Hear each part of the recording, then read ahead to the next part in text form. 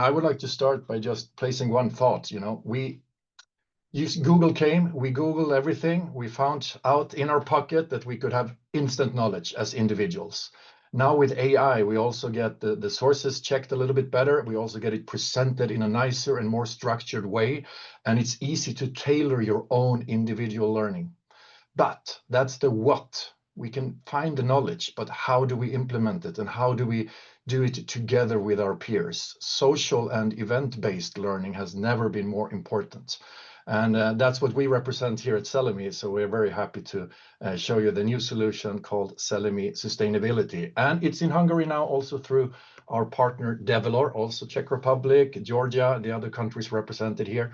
And we are also launching it in Hungarian language. It's brand translated. So I would like to start, before I start, I would like to ask the audience a question here. What would you say is the most sustainable choice in which we give you these two options? Buying a new electric car or minimize driving your old petrol car? You can write in the chat, what is the most sustainable choice? And while you think, because I'm sure you have had this discussion together with colleagues, together with family members and friends at some point or another, we as individuals are faced with so many choices, what to eat, where to travel, also where we should invest our money, which is an important aspect. Minimal the usage of the fuel car, I get the second option.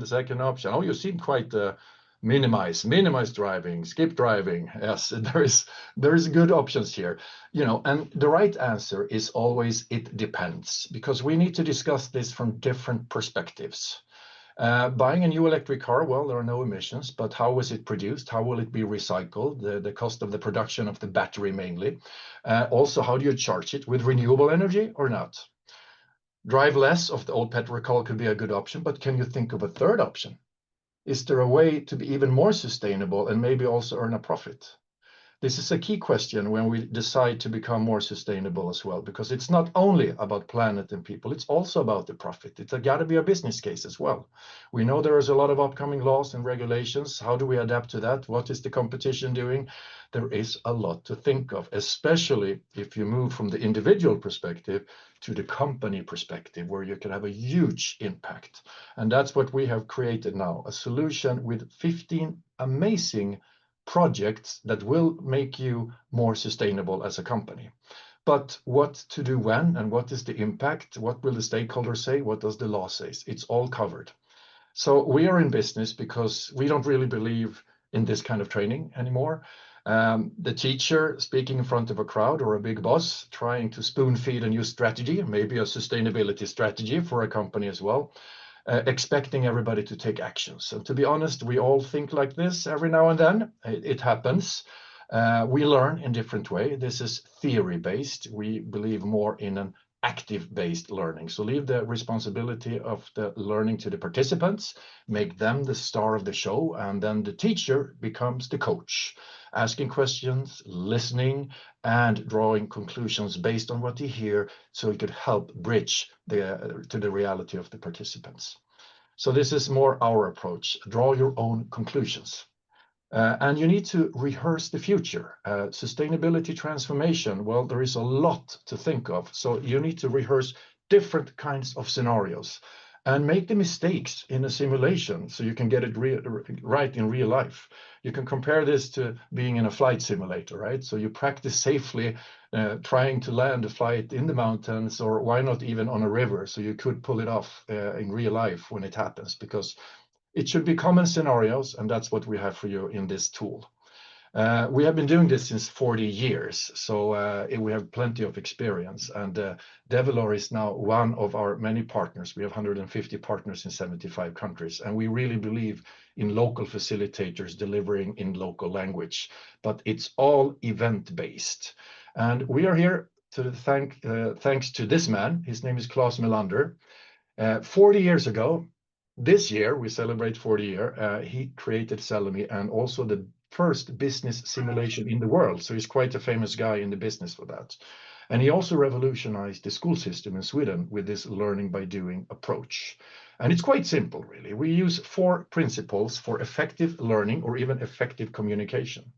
You first need to make sure everybody is engaged. So some kind of gamification, sometimes it's a competition, but at least it's very intuitive material that you work with. Secondly, you still need a facilitator, a coach to listen and to help you bridge to your reality what you should do different later. But most important is 70% of the learning time we believe should be within the teams themselves, exploring, experiential learning, making mistakes, learning through failure, and getting the perspectives from your colleagues. It's only if you run this together with your peers, practice taking decisions, and then get rid of the silo thinking, that you get this holistic view of a sustainability transformation. And as I said, we decided to do this without a client, without the need of the market. There was no science on ATD, but we know we need a training about this. So we spent 3 years picking the brains of 83 different experts. And after 3 years, we felt that we had the right solution for this. We launched it in Bucharest, and we were curious to see all these skeptical faces, how it will be perceived, and who would be the first clients. So the first clients we imagined would be manufacturing companies, but we were wrong. It was the banks. The banks, they know the future. They know what laws are coming up, and it's sooner or later, they should be the first ones. So they run this to have better conversations internally, but also together with their clients. Very important. And today we have all kinds of clients with this solution. It basically looks like this. You come into a room, you sit around a table with 3, 4 other people. That's your team. All the tables are competing against each other to help a fictive company become more sustainable.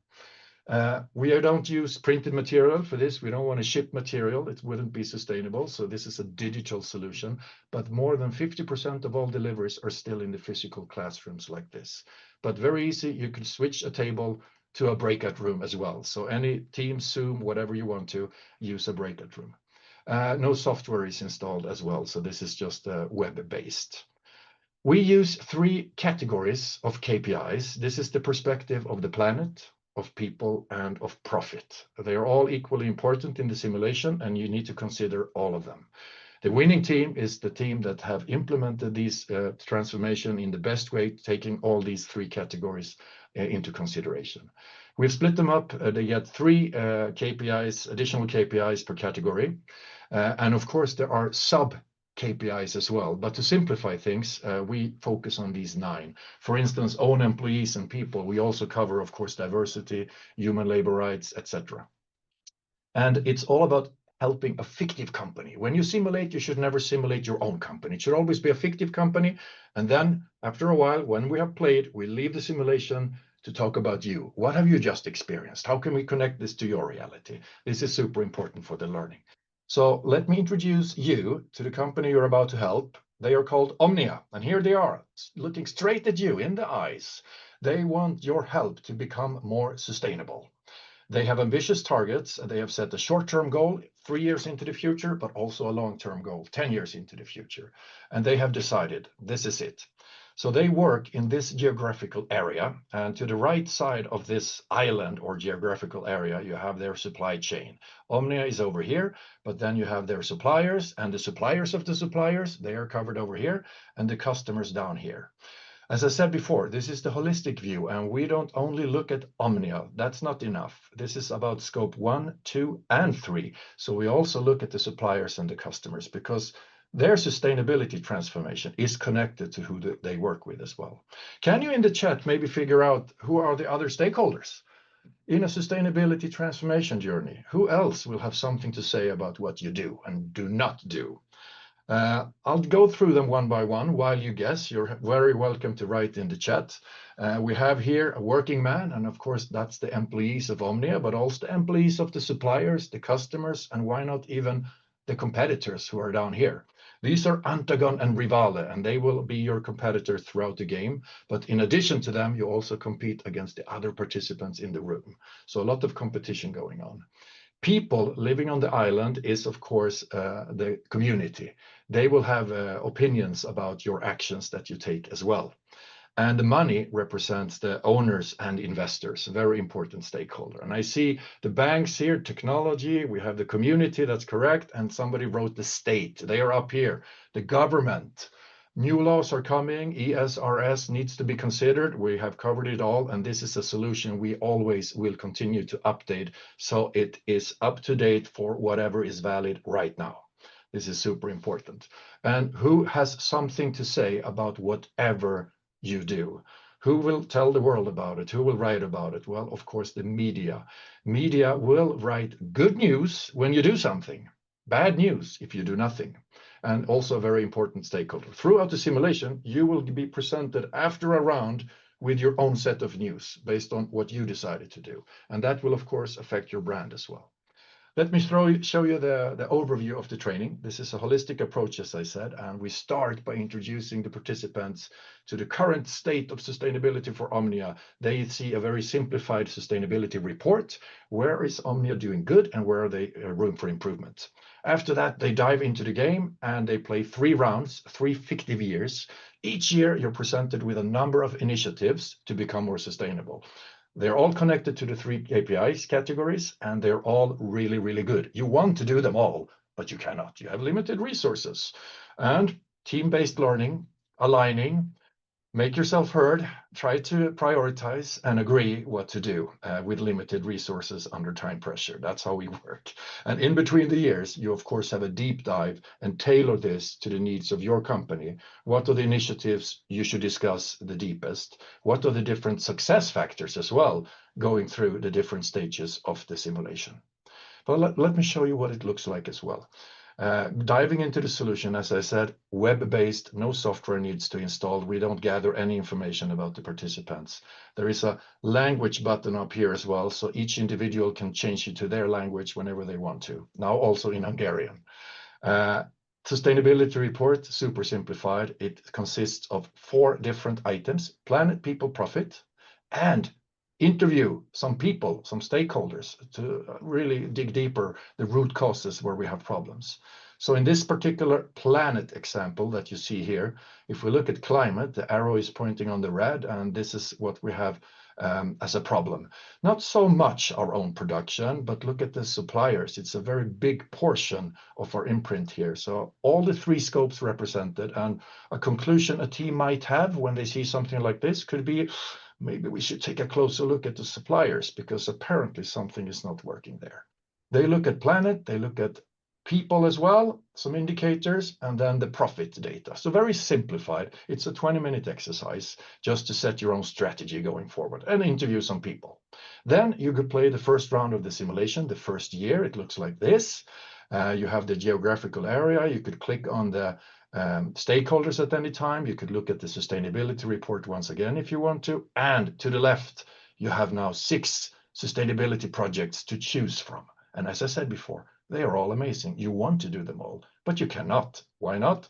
Well, you have a budget of 8 million, and this is not enough to cover all the projects. So where do you start? Well, of course, you start by going into the simulation and clicking on the different projects.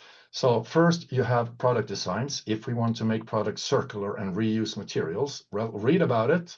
What's the objective? What's the negative side effect? And what is the risk if we do nothing? If you want to decide to implement this project, well, then we also force you to assess and guess what are the 3 areas, 3 KPIs that you think will be affected the most. Could be positively, could be negatively. And then you mark these 3 areas. This is just an example, and that will allow you to invest in this simulation. And all of a sudden, we now only have 5 million. We've spent 3, so what else do we want to do? Maybe we should click on something else. No, wait, we are disturbed by stakeholders. Let's see what they want to say. Oh, look at the megaphones. Lots of people have something to say. If I click on the government, well, then they are talking about one of our suppliers, and they say that this supplier claim in the report that they are doing perfect scores on all 20 indicators of sustainability, which is, of course, too good to be true. Each statement that you see here is connected to something over here. So this one, I would say, since it's about a supplier, maybe we should audit them because their sustainability report does not seem to be in order. So maybe this is a project that we should choose. Going forward into the simulation, I'm also going to choose the employee one. Somebody now is saying, why didn't you switch to renewable energy? Yeah, that's the question. Maybe you could persuade me if we would be working together, right? Employees here, you calibrate it, choosing 2 options on what you want to focus on, and then you invest in that. I now only have 3 million to go, and I'm going to do the supply chain as well. So I'm not doing switching to renewable energy. I'm not increasing the fill rates and utilization in shipping, and I'm not even doing governance, which is a super important project. But let's launch this and see what happens. Then we see the impact of our decisions in the KPIs. The dark part of this bar means that it's the short-term impact, 3 years into the future. The lighter part is 10 years into the future.